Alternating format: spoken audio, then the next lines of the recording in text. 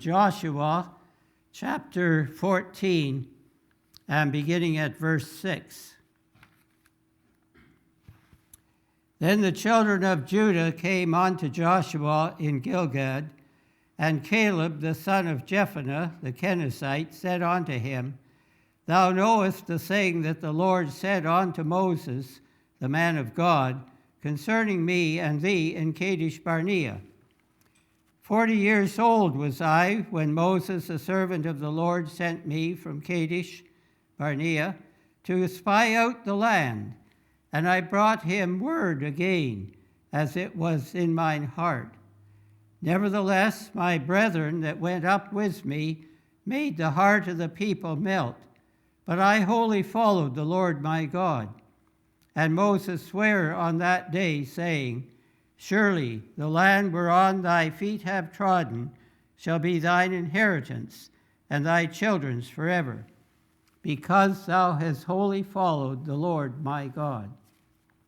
And now, behold, the Lord has kept me alive, as he said, these 45 years, even since the Lord spake this word unto Moses, while the children of Israel wandered in the wilderness. And now, lo, I am this day 85 years old. As yet I am as strong this day as I was in the day that Moses sent me. As my strength was then, even so is my strength now, for war both to go out and to come in. Now therefore, give me this mountain, whereof the Lord spake in that day. For thou heardest in that day how the Anakim were there, and that the cities were great and fenced. If so be the Lord will be with me, then I shall be able to drive them out, as the Lord said. And Joshua blessed him, and gave unto Caleb the son of Jephunneh Hebron for an inheritance. Hebron therefore became the inheritance of Caleb the son of Jephunneh the Kenizzite unto this day, because that he wholly followed the Lord God of Israel. Reading to the 14th verse. And we'll look at a couple of verses and keep the chapter open because we'll be looking at a number of verses from there. But for a text, I would take the latter part of verse 10 into verse 11, where Caleb says, Lo, I am this day 85 years old, and yet I am as strong this day as I was the day that Moses sent me. And verse 12, Now therefore give me this mountain. Caleb is not as well known perhaps as Joshua, but he was one of the spies that went in to check out this land of Canaan. And he and Joshua took a positive approach that we can take this land. And the others discouraged them, and so they were turned back and spent another 40 years in the wilderness.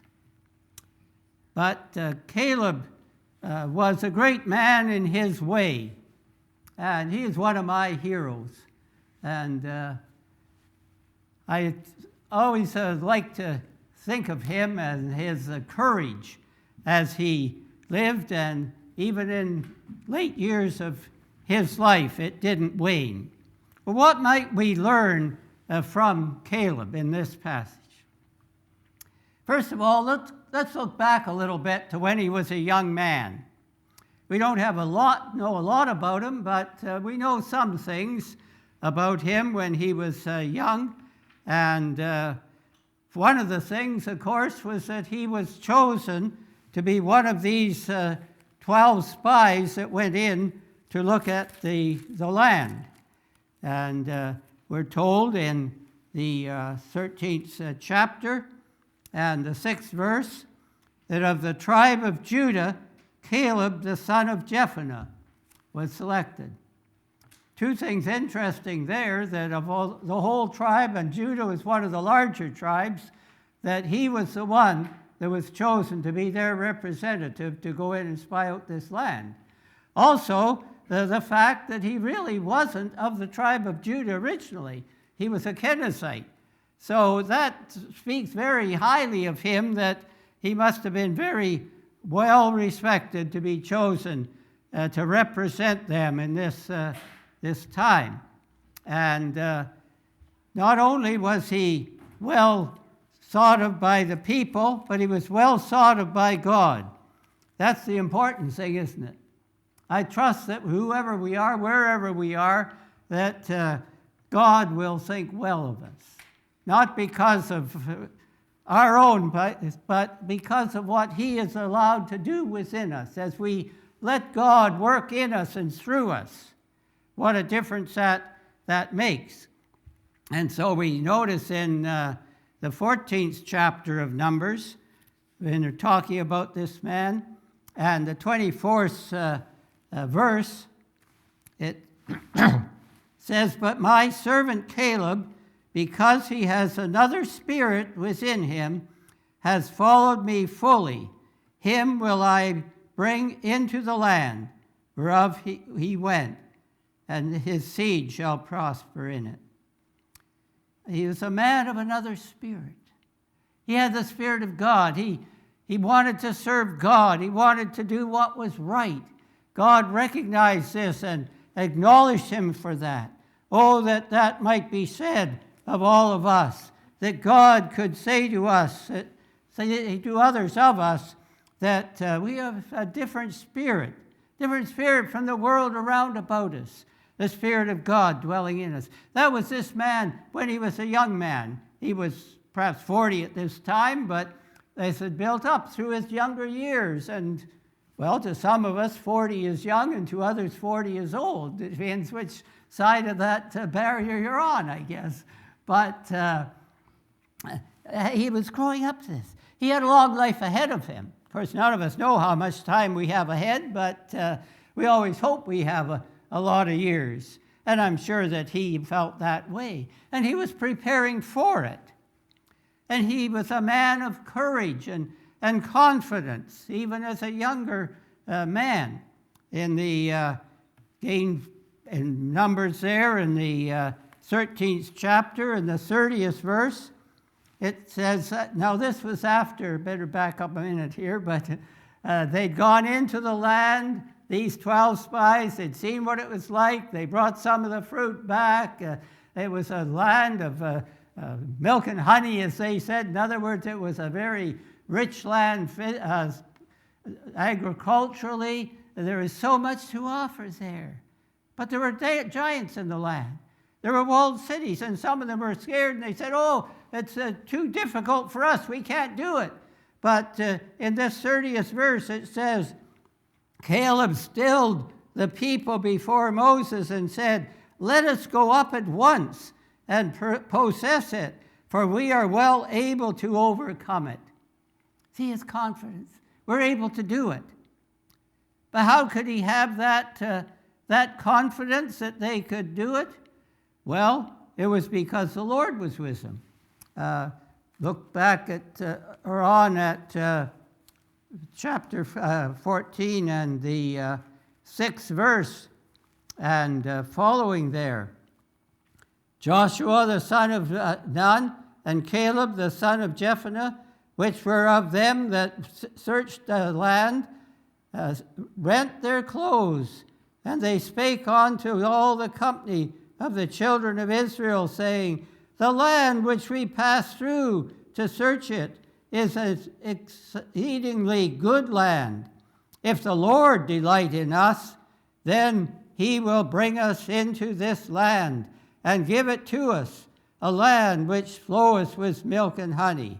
Only rebel not against the Lord, neither fear ye the people of the land, for they are bread to us. Their defense is departed from them, and the Lord is with us. Fear them not. That was their confidence. The Lord was with them. They had nothing to fear. And it's wonderful to know as we journey through this life that we have nothing to fear if God is with us, if we're trusting in him. He had a mind to serve God. And he would have liked the old chorus that Warren Rogers wrote a number of years ago that says, and I'll read it, I will mind God no matter what others do. I will mind God and do what he bids me do. Whether the way be rough or steep, I will mind God. I will mind God. I like that.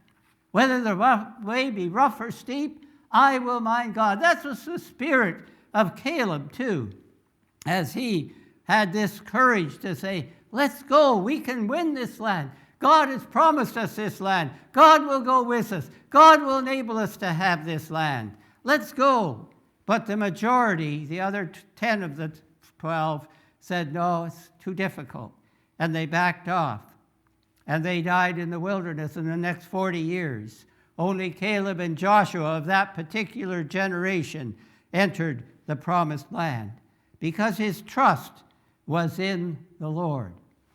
And the passage we read there from Joshua, the beginning of the 10th verse, says, and now behold, the Lord has kept me alive, as he said, these 45 years, even as the Lord spake this word unto Moses. Trust in the Lord and his will, his way. We can always depend upon God. Look back at the 8th and 9th verses there. He says this, nevertheless, my brethren that went with me made the heart of the people melt, but I wholly followed the Lord my God. And at the end of the next verse, because thou hast wholly followed the Lord my God, he would be blessed. Oh, it pays to serve Jesus. It pays to wholly follow him. I like that as Joshua, or with Caleb. Well, Joshua too, but we're talking about Caleb today. And he wholly followed. It wasn't just partly follow. Some people will partly follow the God. You know, they'll follow him in some things, but not all the way. They'll trust perhaps, sometimes we trust the big things to God, but we tend to feel that the little things in our sight we have to handle. But he followed wholly, completely, in everything. Caleb followed God. And even when he was in a minority, 10 against 2, that 2 is a pretty small minority, isn't it? But he stood up for it. Only Joshua stood with him against the 10. And then, of course, the people influenced by the 10 stood up against them. And Caleb and Joshua stood true to God. He wholly followed God. That was him as a young man, up till his time of 40, when he went to spy this land. But now we come to him at 85. He says there in verse 10, I am this day 85 years old. Now for those on metric, a score was 20. So 80 years would be 80. 420s to 80 years old, plus 5. He says, I'm 85 this year. And he says, I'm as strong as I was. Oh, I like that confidence that he has. And yet I am as strong this day as I was the day that Moses sent me. Strong as I was 40 years ago. Now, there may have been things about him that weren't as they were. Maybe his eyesight might not have been as good, and his hearing may not. I don't know about these. But he says, my strength is the same. I'm as strong as I was then. I wanted to go in and lead the people in to take this land of Canaan then, when I was 40 years old. Now I'm 85. I still can do it. I'm as strong to do that as I was then. The Lord is with me. He was with me then. He's with me today. I can take this land. And so he calls that mountain. He was glad that God was with him all through those years. I think he would have liked the song that J.D. Summers sang late in his life that it's wonderful, it's peace to know that after all these years, God still lives in this old house. Summers was getting to be an older, I don't know how old he was, but he was getting up there. He died not too long after he did that song, but he said, it's good to know that after all these years, the Lord still lives in this old house. I think Caleb would have liked that song. That was his spirit. Oh, he'd lived for God all those years, and now that he was 85 years old, he wasn't going to change. He wasn't going to back off. He was still going to go on with Lord whatever time was left for him. Don't you like that courage, that confidence, that enthusiasm that Caleb had even at that time? And God had kept his promise to him to keep him. Back in Deuteronomy, the first chapter in the 36th verse, we hear this promise to him. It says, Caleb the son of Jephunneh, he shall see it, the land that is, and to him will I give the land that he has trodden upon, and to his children, because he has fully followed the Lord. I like that. Because he has fully followed the Lord. The Lord said, I'll give him this land he's trodden. That was the land around Hebron, and that's what he was asking for now from Joshua, that Joshua would give him the land as his part of the inheritance in this land that Moses had promised him so many years ago. And God had kept him through these years. And now he says, give me this land. Oh, it's a mountain. But and the Anakim are in there. But give it to me. I'm not asking for a nice little garden spot down in the valley where things are peaceful and I can just move in there in a retirement situation. No, he says, give me the mountain. That's where the Anakim were. I can drive them out.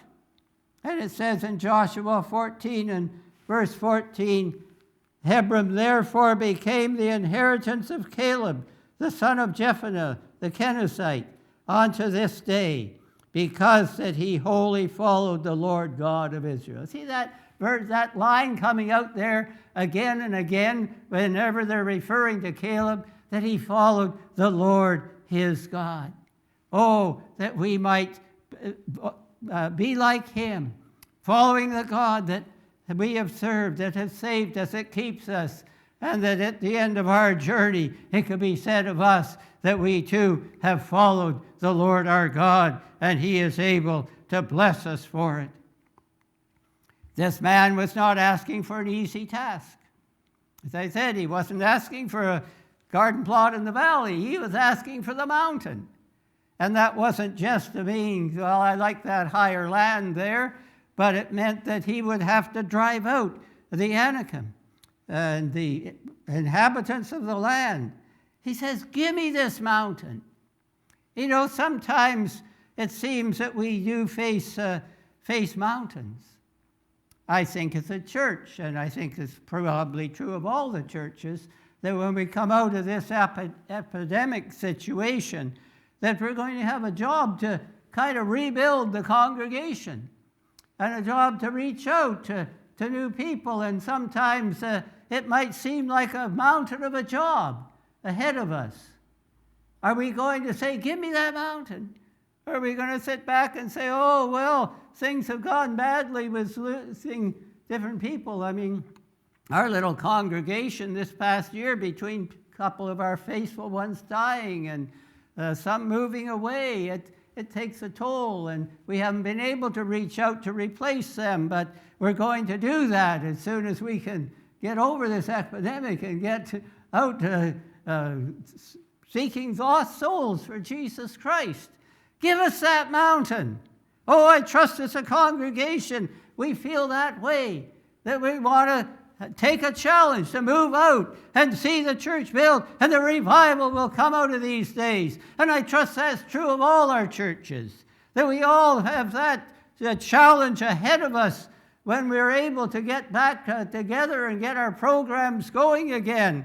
And it might seem a mountainous task to get it all lined up and moving ahead again to the glory of God, but we're going to do it. We're going to take that mountain like Joshua and Caleb. And Caleb says here, give me the mountain. I can take it. Yes, I'm 85 years old, but I can do that.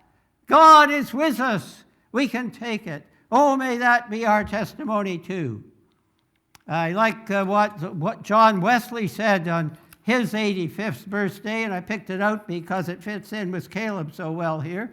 But when John Wesley was 85, same age as Caleb, he said, my remnant of days I spend to his praise, who died the whole world to redeem. Be they many or few, my days are his due, and they all are devoted to him. I like that. My days are his due. They're all devoted to him. That's what John Wesley said, the founder of Methodism, the background of our church, really, because we all came out of that Methodist tradition as Nazarenes. And the same idea that Caleb's had. My days are his due, be there many or few. They're devoted to him. And he was still, getting back to Caleb, he was still ready for battle. Look at the end of verse 11 there.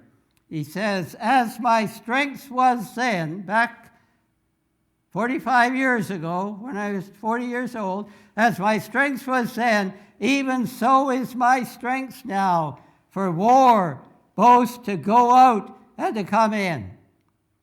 Now give me that mountain. And in chapter 15 and verse 14, he says that Caleb drove thence the three sons of Anak. The sons of Anak, the giant people that were in the land, the leaders of it. He drove the leaders out. He defeated the land. He took it for his own. He kept his promise. He kept the promise that God had given to him to have this land. He was ready for battle. And he's still trusting the Lord.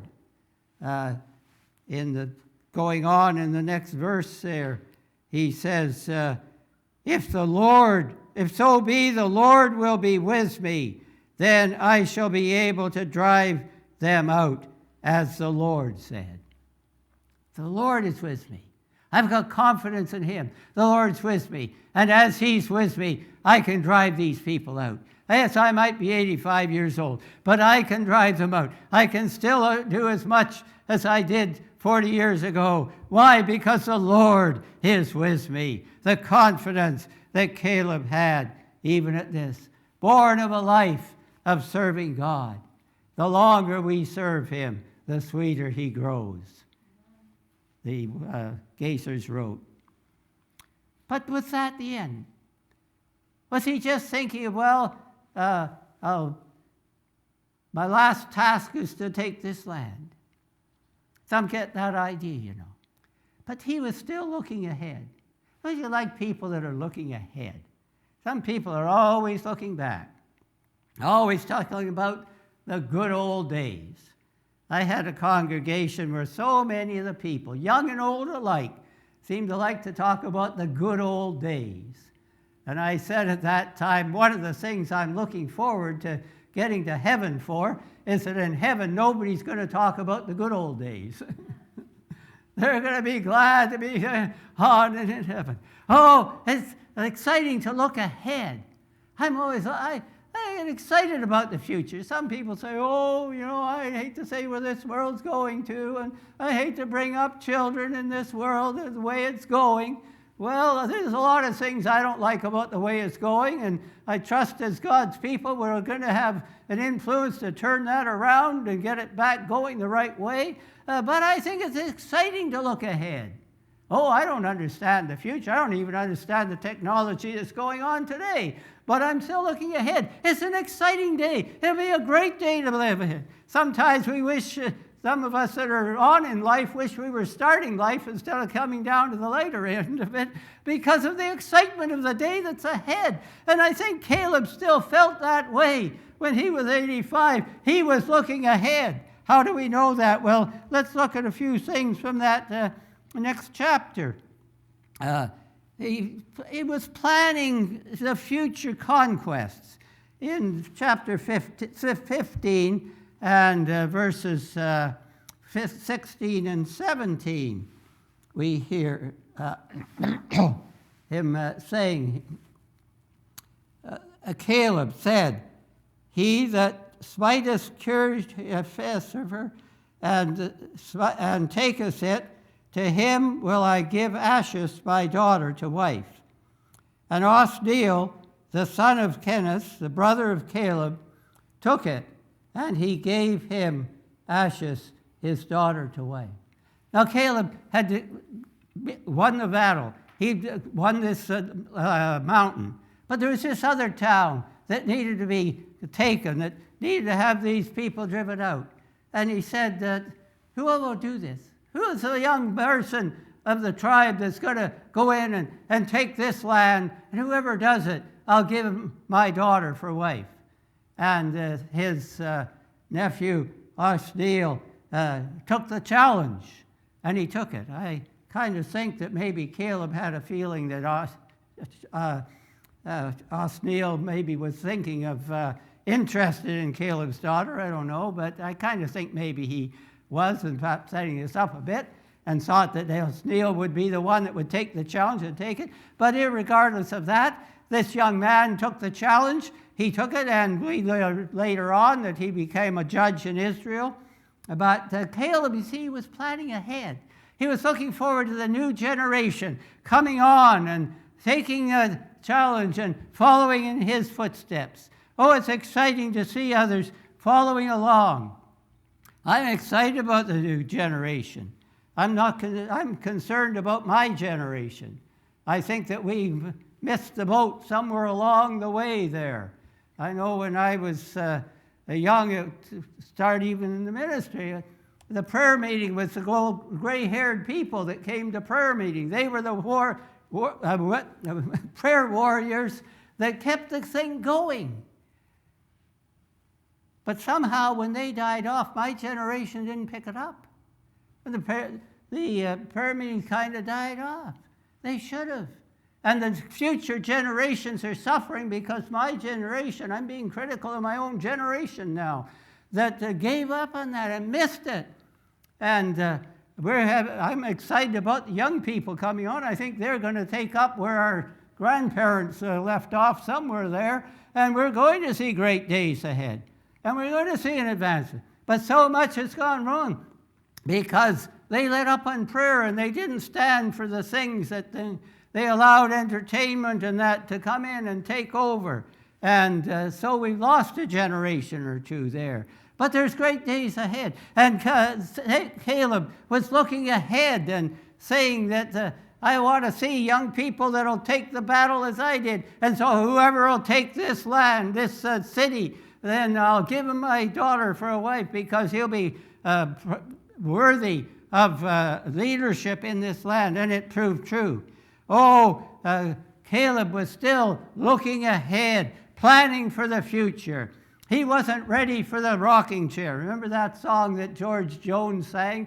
I don't need no rocking chair, Geritol or your Medicare. This white hair don't mean a thing. It had a great message to it. It wasn't a gospel song, but it had a good message. And I trust that there are many today of the older generation that aren't ready for the rocking chair, who are going to press on. Sometimes it's easy as people get along in life to say, let the younger people do it. Well, good for the younger people that are doing it, and I praise God for the young people of this congregation that are taking over and doing so much and serving the Lord so faithfully. But that doesn't mean that the older ones can drop off and say that, we'll just go to the rocking chair. No, be like George Jones and say, we don't need no rocking chair. We're going to press on. I think that was the spirit of Caleb, and that's the spirit we need today in the older generation and every generation along the line, and to give an example for the younger ones to come along, that they're not going to back off, that they're going to press on, they're going to be faithful to the Lord like Caleb was when he was a young man, like Caleb was when he was 85 years old, like Caleb was when he was looking to the future and saying, I'm not going to just reminisce about the past, but I'm going to plan for the future. Yes, he planned for it. We see that in the 19th verse there, where it says that his daughter came to him after he'd given her to be wife of Othniel. She came and said, give me a blessing, for thou hast given the south land. Give me also springs of water. And he gave her the upper springs and the nether springs. Still preparing for them. Okay, if you need the water, yes, I'll give this to you. You can have this piece of land where the springs are, so you'll have water to provide. You see, he's caring. The younger people need the care of the older people. And the older people need to be caring for the younger people and preparing for them. I don't mean to just do everything for them and spoil them. That's easy to do, and it's done too often. But to provide for the needs. And so he was preparing for the future. He gave them the water so that they could prosper in this land that they had taken, and that he was now living in, and that he was taking. A challenge to the next generation and preparation for them. You know, we need to do that. We need to challenge others, but we need to prepare for them and help them so that they can fulfill that challenge that we've given. That was the spirit of Caleb. Oh, that might be the spirit of all of us, to pass on to each new generation. That's how the church has survived all these years. It's because each generation has passed something on to the next generation, and they in turn have passed it on. And here we are today, 2,000 years into the life of the church, and still going on and seeing the word of God spread around the world and drawing people to him. Caleb had a courage. He said, yes, I'm 85 years old, but give me this mountain. I want to take it. I've got courage to do it. God is with me. And friends, God is still looking for people like Caleb. People who will trust him. People who will stay with the task. People who will never give up. Oh, may he find that type among us. Will you be one he can use to bless in this generation as he blessed in that one?